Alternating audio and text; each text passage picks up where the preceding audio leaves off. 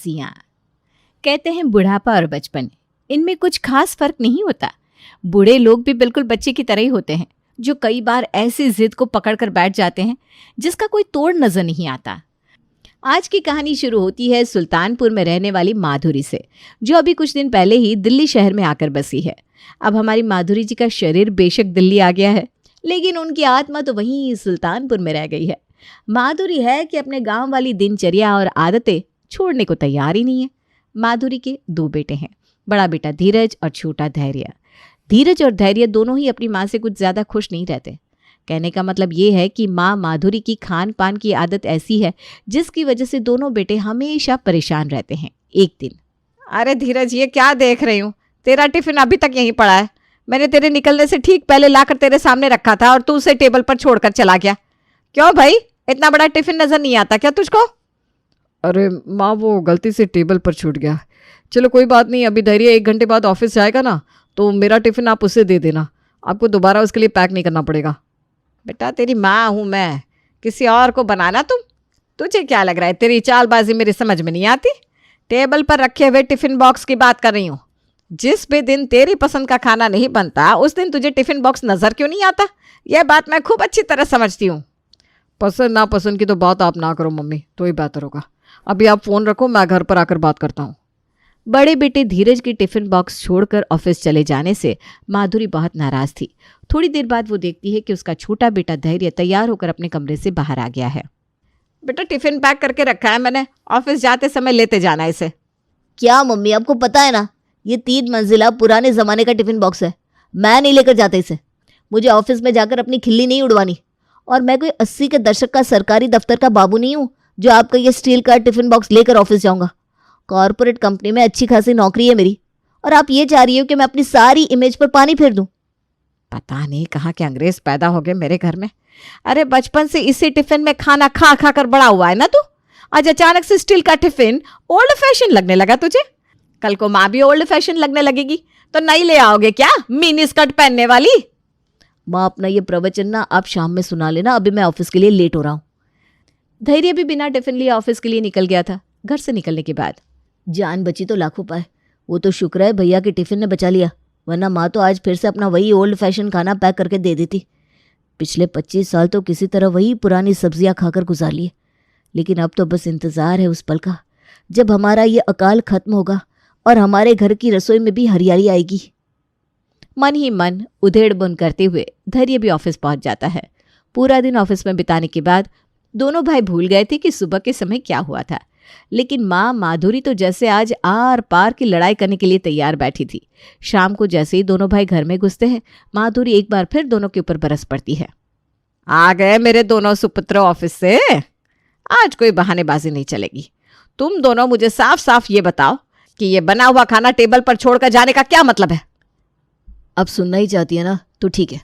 आप ईमानदारी से ये बता दो, महीने में कितने दिन आप हम लोगों की पसंद का खाना बनाती हो? खाना तो घर में वही बनता है जो आपको पसंद है। और आपकी जानकारी के लिए बता दूं, आपके हाथ का बनाया हुआ खाना झेल पाना भी मेरे बस का नहीं होता। अब आप ही बताओ, क्या बनाया था आपने टिफिन में? सरसों का साग बनाया था। और क्या बनाया था? तुझे पता भी है कितनी मेहनत लगती है साग बनाने में? पिछले 2-2.5 घंटे से लगी हुई थी। मैं सुबह 5 बजे उठी थी कि मेरे सुपुत्रों को समय पर खाना बनकर तैयार मिल जाए, लेकिन देख लो दोनों को, दोनों के दोनों एहसान फरामोश हो। मजाल है जो माँ की मेहनत की कदर हुई ना। देख लूंगी कल को लुगाई आएगी ना तो कितना सगोड़ कर कर खिलाएगी तुम्हें। अरे मेहरबानी करो, कम से कम लुगाई तो ऐसी ला देना जो ऐसा खाना खिलाकर टॉर्चर ना करे। आप क्या कम हो? पिछले 28 सालों से टॉर्चर कर रही हो मुझे। देखो माँ, मैं पहले ही बता रहा हूँ, तुमसे तो मुझे कोई उम्मीद नहीं रही। बीवी से ही उम्मीद है कि वो आएगी तो हमारे दिन सुधरेंगे, लेकिन वो सुख भी ना तुमसे बर्दाश्त नहीं हो रहा। 28 साल का हो गया हूं मैं, अभी तक एक ढंग की लड़की नहीं खोज पाई हो आप मेरे लिए। अरे बेशरम, अपने मुंह से अपने ब्याह की बात करते शर्म नहीं आती तुझे? देख रही हूँ कितना उतावला हुआ जा रहा है ब्याह करने के लिए। अब तो मुझे ऐसा लग रहा है जो तू खाने के लिए रोज चौंचले करता है ना, वो अभी इसीलिए कर रहा था कि मैं जल्दी से तेरे हाथ पीले कर दूं। माँ, भैया कुछ गलत भी तो नहीं बोल रहे हैं? अरे 28 साल के हो गए वो, इनका नंबर लगाओ तब तो मेरा नंबर आएगा। मुझे तो लग रहा है उनकी शादी के इंतज़ार में मैं भी बूढ़ा हो जाऊंगा। दोनों बेटों की बात सुनकर माधुरी अपना सर पकड़कर बैठ गई थी। लो जी लो, यहाँ शहर आकर बिल्कुल ही बेशर्म हो गए। एक हमारा गांव है, मजाल है जो लड़के लड़कियां कभी अपनी शादी की बात अपने मुंह से कहते। और इन्हें देखो, दोनों बिल्कुल मोटी चमड़ी के हो गए। मुझे भी अपना बुढ़ापा तुम दोनों नालायकों को पका कर खिलाने में खराब नहीं करना। चलाइए एक जगह बात, जल्दी ही लेकर आऊंगी तेरे लिए दुल्हनिया। इतना कहकर माधुरी वहां से चली जाती है। अरे भैया, बधाई हो आपको। भाभी मिलने की खुशी मनाओ चाहे ना मनाओ, लेकिन घर में कुछ नई सब्जी बनेगी, इसकी पार्टी तो बनती है। ठीक कह रहा है तू, मैं बाहर से कुछ ऑर्डर करता हूँ।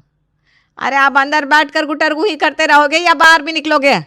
जल्दी आओ, आज मैंने हरी मटर पीस कर निमोना बनाया है, देखो कितनी अच्छी खुशबू आ रही है। क्या है ये मम्मी? कल रात को भी आपने निमोना ही बनाया था ना, परसों रात को आलू मटर, आज फिर से मटर। अरे कभी तो कोई नई सब्जी भी बना लिया करो। इतनी अच्छी सीजन की मटर आ रही है, फिर क्यों कोई और सब्जी बनाए? खा लो चुप करके, आए पड़े नई सब्जी वाले। अच्छा चलो ठीक है, कल चोखा भात बना दूंगी बस। अब हम दोनों को कुछ काम याद आ गया है, आप और पापा खाना खा लीजिए, हम बाहर से होकर आते हैं। अच्छा बेटा, माँ को बनाओगे हैं? अब इतनी हिम्मत हो गई तुम्हारी? जहाँ जाना है खाना खाकर जाना, बोल दिया मतलब बोल दिया। इतना कहकर माधुरी दोनों के लिए खाना लगाने लगती है। माँ की बात सुनकर धीरज और धैर्य चुपचाप बैठकर खाना खाने लगते हैं। कुछ ही दिनों में धीरज के लिए रानी नाम की लड़की दुल्हन बनकर माधुरी के घर आ जाती है। रानी दिल्ली में रहने वाली एक पढ़ी लिखी आज के ज़माने की लड़की थी।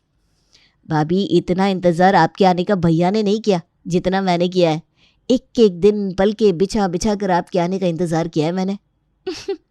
ऐसा क्यों भाई? ऐसा क्या खास काम है? भाभी, अब तो बस आपसे ही हमें उम्मीद है कि इस घर की पुरानी सब्जियों से आप ही हमें छुटकारा दिलवाओगी। वादा करो कि आप घर में कभी भी कोई पुरानी सब्जी नहीं बनाओगी। अरे ये क्या हो रहा है? नई सब्जी, पुरानी सब्जी, ये सब क्या है? अरे छोड़ो ना इसे, कुछ दिन में तुम भी सब समझ जाओगी। पहली रसोई में माँ जी क्या बना दूँ आज शगुन में? बेटा देख, हमारे यहाँ तो पारंपरिक खाना बनता है। उड़द की दाल पीसकर उसके बड़े, चने की दाल भरकर रोटियां, और हाँ सादा कम दूध का खीर। माँ जी, खीर तो तभी स्वादिष्ट बनती है जब उसमें ढेर सारा दूध और मेवे डाले हों। ऐसे चावल पकाकर दूध डालने को कौन खीर कहता है? और माँ जी, ये दाल भरकर रोटी बनाने से अच्छा है कि मैं बढ़िया स्वादिष्ट कचौरियाँ बनाती हूँ, और उसके साथ ना दही बड़े, लेकिन उड़द वाले नहीं, मूंग की दाल के। उड़द के बड़े तो हिंग के कारण ना महकते बहुत हैं और कड़वे भी लगते हैं, और बिना हिंग के बना भी नहीं सकते। ओ अंग्रेजी मैडम, खाना घर में वही बनेगा जो मैं कह रही हूँ। पिछले 30 साल से जो बन रहा है आगे भी वही बनेगा। तो कल की आई मुझे मत सिखा, कौन कड़वा लगता है कौन मीठा। सास की बात सुनकर बेचारी रानी की तो सिट्टी पिट्टी ही गुम हो गई थी। उसके बाद वो बिना चूचा किए माधुरी के बताए तरीके से खाना बनाने लगती है। धैर्य, आज तो तेरी भाभी ने खाना बनाया है, आज तो मज़ा ही आ जाएगा। दोनों भाई बड़े खुश होते हुए डाइनिंग टेबल पर बैठते हैं, लेकिन उनके सामने जो परोसा जाता है उसे देखकर उनके चेहरे सफ़ेद पड़ गए थे। भाभी, ये खीर, आपके यहाँ भी ऐसी ही खीर बनती है क्या? और ये पहली रसोई में दाल चावल कौन बनाता है?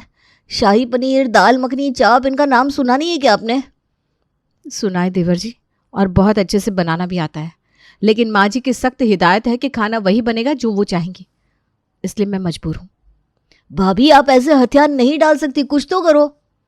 देखो, माँ जी ने अपनी वही ट्रेडिशनल पुरानी सब्जियां खाई हैं, उसके अलावा कभी कुछ ट्राई किया ही नहीं, इसलिए शायद वो खुद को बदलना नहीं चाहती। हमें पहले उनको खिलाकर देखना चाहिए। एक आइडिया है, 3 दिन बाद हम एक शादी में जाना है, वहाँ पर माँ जी को कुछ नई डिश ट्राई करवाएंगे। वो एक बार स्वादिष्ट डिशेस खाएंगी तो फिर खाती रह जाएंगी। रानी धीरज और देवर धैर्य बड़ी उम्मीदों के साथ माधुरी को शादी में ले जाते हैं। मम्मी, बड़ी भीड़ है, आप बैठो, मैं प्लेट लगा कर लाता हूँ। कुछ देर बाद धीरज प्लेट में खाना लगाकर लौटता है। अरे ये क्या उल जुलूल चीज़ें लेकर आया है? माँ, यहाँ पर आपके हिसाब से खाना नहीं बना है। शादी है तो शादी में तो आजकल लोग यही सब खाना पसंद करते हैं। अब खा कर तो देखिए, आपने क्या कसम खाई हुई है कि सिर्फ दाल चावल वही खाएंगी? अरे ये देखिए तो सही, कितना अच्छा मलाई कोफ्ता बनाया है, तंदूरी नूडल्स, एक से बढ़कर एक डिश बनी हुई है। आप ट्राई करके तो देखिए, मज़ा आ जाएगा। अपना बाटी चोखा खाना ही भूल जाओगी आप। मेहमानों को बुलाकर बिठा लिया और ढंग का खाना तक नहीं बनवाया। अरे हमें पहले पता होता तो हम शादी में आते ही नहीं। अरे तू रहने दे, रख ले अपनी प्लेट अपने पास, मुझे नहीं खाना ये सब। मैं तो घर जाकर खिचड़ी बनाकर खा लूँगी। बड़े अजीब लोग हैं, अरे दाल चावल रोटी हरी सब्जियाँ ये तो सभी लोग बनवाते हैं। हर आदमी यहाँ पर अंग्रेजी खाना ही खाएगा। हमारे जैसे देसी लोग क्या यहाँ से वापस भूखे लौट जाएंगे? हर किसी को मॉडर्न होने की आग लगी पड़ी है। इतना कहकर माधुरी बड़बड़ाते हुए उठकर वहां से जाने लगती है। अरे कहाँ जा रही हो माँ? और कहाँ जाऊंगी? कम से कम सलाद तो बना होगा, कुछ तो खा लूं, या तुम कहो तो भूखी लौट जाऊं यहाँ से। इतना कहकर माधुरी सलाद लेने के लिए फूड स्टॉल पर जाने लगती है।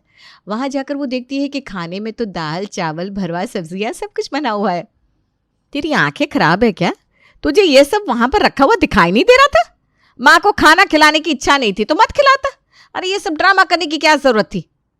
माधुरी धीरज को खा जाने वाली नजरों से घूर रही थी।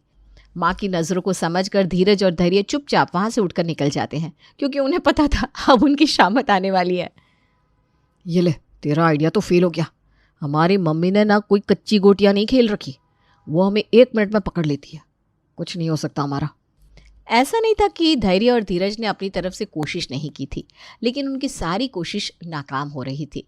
घर में अभी भी वही पुरानी सब्जियां बन रही थी, टिंडे, तोरी, लौकी, चोखा, दाल।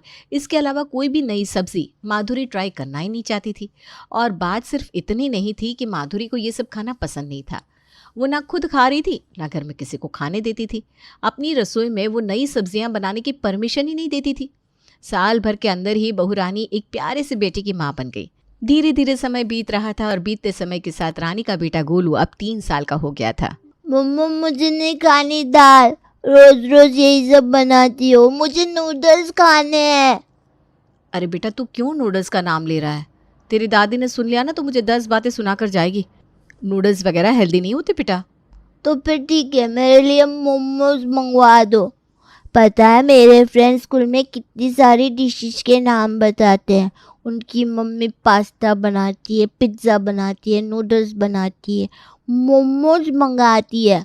और एक आप रोज रोज सिर्फ दाल चावल। मुझे नहीं खाना, ये सब ओल्ड स्टाइल फूड है। मुझे अपनी फ्रेंड्स की जैसे न्यू स्टाइल खाना खाना है। अरे बेटा, रोज रोज का वही नाटक, परेशान हो गई हूँ मैं। तुम दादी पोते के बीच में पीसते पीसते, दादी को आज के ज़माने का खाना नहीं खाना और पोते को दादी के ज़माने का खाना नहीं खाना। अब करूँ तो क्या करूँ? अरे तुम कुछ करो ना, कुछ ऐसा रास्ता निकालो जिससे कि गोलू और माँ दोनों खुश हो जाए। ठीक है, कल तुम मोमोज लेकर आना, मैं माँ जी को मोमोज के पकौड़े बनाकर खिलाऊंगी। देखते हैं माँ जी क्या कहती हैं। अगले दिन धीरज छुपते छुपाते बाजार से मोमोज खरीद कर लाता है और चुपके से अपनी पत्नी को थमा देता है। रानी भी बाजार के बने हुए मोमोज को बेसन में लपेटकर पकौड़े की तरह फ्राई कर देती है और सास के सामने ले जाकर परोस देती है। देखिए माँ जी, आज ना मैंने अलग तरह के पकौड़े बनाए हैं, खाकर बताइए कैसे बने। अरे वाह, बड़े स्वादिष्ट लग रहे हैं ये तो। इसका मतलब ऐसे पकौड़े मैं बना सकती हूँ ना माँ जी? आपको कोई ऐतराज़ नहीं है ना? अरे नहीं बेटा, मुझे क्यों ऐतराज़ होगा। मुझे तो इन आजकल के नए ज़माने के नास पीटे खानों से दिक्कत है। ये पूरी पकौड़ी तो हमारा देहाती खाना है बेटा, इससे मुझे कोई दिक्कत नहीं है। अगले दिन, धैर्य आज आप बाजार से पनीर खरीद कर लाना, मैं पनीर का पराठा बनाने वाली हूँ। रहने दो भाभी, बिना बात के आपको गालियाँ पड़ेंगी। अरे तुम लेकर तो आओ, मैंने कुछ सोच रखा है। रानी पनीर को ग्रेट करके उसमें सारे मसाले डालकर उसकी भरवा पराठे तैयार करती है और माधुरी को खिला देती है। अगले दिन रानी मैगी बनाकर उसे मिक्सचर में पीस देती है और थोड़ा पानी डालकर सास को खाने के लिए देती है। ये क्या बनाया है बेटा? दाल है क्या? हाँ माँ जी, बस तड़का नहीं लगाया, मसाले डाल दिए हैं। कहे तो तड़का भी लगा दूँ? नहीं, रहने दे, ज़रूरत नहीं लग रही। बड़ी स्वाद बनी है आज की दाल। कौन सी दाल बनाई है तूने? माँ जी, ये शायद मूंग की दाल है। शायद से तेरा क्या मतलब है? तूने ही बनाई है ना? हाँ माँ जी, बनाई तो मैंने ही है, वो जल्दबाजी में बनाई ना तो ध्यान में नहीं आ रहा कौन सी थी। अब तो रानी हर रोज़ ऐसा ही करती, जानबूझकर कुछ न कुछ देसी विदेशी का मिक्स बनाकर सास को देती, जिससे उसे स्वाद कुछ अलग है ये तो समझ में आता, लेकिन क्या अलग है ये बात वो समझ नहीं पाती थी। 1 सप्ताह के बाद, रानी बहू क्या बना रही है नाश्ते में? गोभी के पराठे बना रही हूँ माँ जी। गोभी के पराठे रहने दे, तू ना मुझे वो पराठे बनाकर खिला जो तूने उस दिन बनाया था ना। समझ में नहीं आ रहा था क्या भरा था तूने पराठे के अंदर, लेकिन बड़ा गजब का लग रहा था। और दोपहर में ना दाल उसी तरह से बनाना जैसी तूने पिछले हफ्ते बनाई थी। कौन सी दाल बनाई थी तूने? मूंग की बता रही थी शायद। वैसे तो मैंने मूंग की दाल कई बार खाई है, लेकिन ऐसा स्वाद पहले कभी नहीं आया। सास की बात सुनकर रानी धीरे धीरे मुस्कुराने लगती है। जानते भी हो माँ जी कौन सी दाल और पराठे की बात कर रही है? मैंने पनीर का पराठा बनाकर खिलाया था, और दाल कोई और नहीं थी बल्कि मैगी नूडल्स बनाने के बाद उसको मिक्सी में डालकर पीस दिया था मैंने। माँ जी के मुंह भी नई नई चीज़ों का टेस्ट लग गया है, अब उनका मन भी बार बार वही खाने को कर रहा है।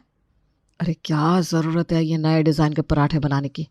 हमारे घर में तो सब कुछ पुराना ही बनता है ना रानी। तुम माँ को आलू के पराठे बनाकर खिला दिया करो। अरे चुप कर, तू ही खा ले अपना आलू का पराठा। मैंने तो जब से बहू के हाथ का वो पराठा खाया है ना, बार बार मेरा दिल उसको ही खाने को कर रहा है। अगर ऐसी बात है ना माँ, तो मुझे लगता है अब आपको सब कुछ सच सच बताने का समय आ गया है। कैसा सच? माँ, तुम्हारी जानकारी के लिए बता दूं, हमारे जिस नए ज़माने के खाने से तुम इतना चिढ़ती थी ना तुम्हारा स्पेशल खाना उसी से बना था। जो दाल आपने खाई वो दाल नहीं, नूडल्स थे। और जो पराठा आपको पसंद आया ना, वो सब्जियों का नहीं, पनीर का बना था। और वो स्पेशल पकोड़े कोई पकोड़े नहीं थे, मोमोज को बेसन में लपेट कर फ्राई किया था भाभी ने। अब आपको समझ में आया हम क्यों आज के ज़माने के खाने की फरमाइश करते थे माँ। बदलते ज़माने के साथ खुद को बदलना बहुत ज़रूरी होता है, कुछ नया भी बनना चाहिए ना। पनीर का पराठा आपको इतना पसंद आया, आप सोच कर देखो, जब भाभी शाही पनीर बनाएगी तब तो आप उंगलियां चाट चाट कर खाओगी। हाँ माँ जी, आप एक बार हाँ तो करो। Pasta, macaroni, pizza, burger, momos, इतना कुछ है आपको टेस्ट करने के लिए। आप अपनी पुरानी सब्जियों के नाम भी भूल जाओगे। और अगर सब्जियां खानी है तो उसमें कढ़ाई पनीर, दाल मखनी, हरियाली पनीर और भी कितनी वैरायटी है। अब दाल भात का मोह छोड़ भी दीजिए ना। बच्चों की बात और मुंह लग चुके नए वैरायटी के स्वाद को देखते हुए अंत में माधुरी पुरानी सब्जियों के साथ साथ नई सब्जियों को ट्राई करने के लिए तैयार हो ही जाती है।